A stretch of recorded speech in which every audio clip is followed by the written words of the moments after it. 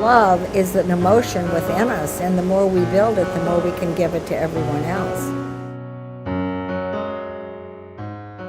I'm a firm believer that grief is as necessary as joy. It's another part of life. And anytime we have it, we reach parts of ourselves we don't reach otherwise. I was in my sauna. My third child was going to college. She was going, and I went to the sauna, and I took a pen and paper because my inner voice, I think we've all got a guidance, told me to take it. And I wrote, who am I and what is my life about? And the bottom line is, the writing continued that I'd had a great life, but my real purpose is to speak and write and teach. I need to take a 90-day sabbatical, begin writing a book, and give 13 speeches this year. When you've never thought any one of those thoughts in your life, to get those thoughts and act. So I went out and told my John, my 6'5" basketball player husband, I said, honey, I'm going to take a 90-day sabbatical. He said, where are you going? Nothing surprised him with me. And I said, I don't know. Well, why are you going? I have to write a book. About what? I don't know. And I said, I have to give 13 speeches, at which point he said, are you crazy? I took the 90-day sabbatical. I found what the book was to be about, and the book was to be about life. Now, I didn't know what I was going to call it, but I finally got the book done. And John and I are on a ski trip.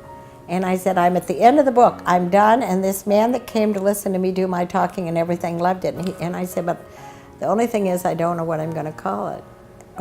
He said, oh, surely you can think of a title. You must know what to call it. And I said, you're it. You make me so mad. What makes you think I know the title? No, I'm wrong. I said, you make me so mad. What makes you think I have the title? I don't know what to call it. You're it. And the words came out of my mouth. That's the way it was. The words came out without ever hitting my brain. I don't know where it came from. I believe in actually meditating into holding my hand and allowing it, never taking anything to make it go away, because I've watched it, I stay with it, and eventually it subsides on its own, but it has a process and a message. So honest to God, as much as it hurts, I think to get through pain is to go through it, not to avoid it and try to deny it.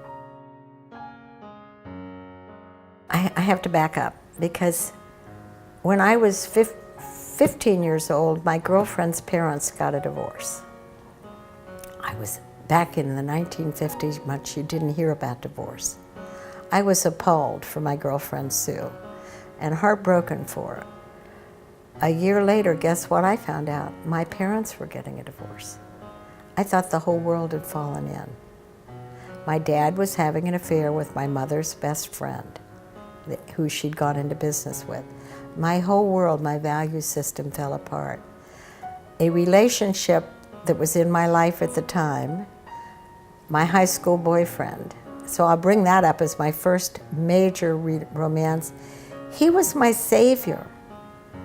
He would talk me to sleep when I would be crying, going to sleep with my parents. He would be on the phone with me.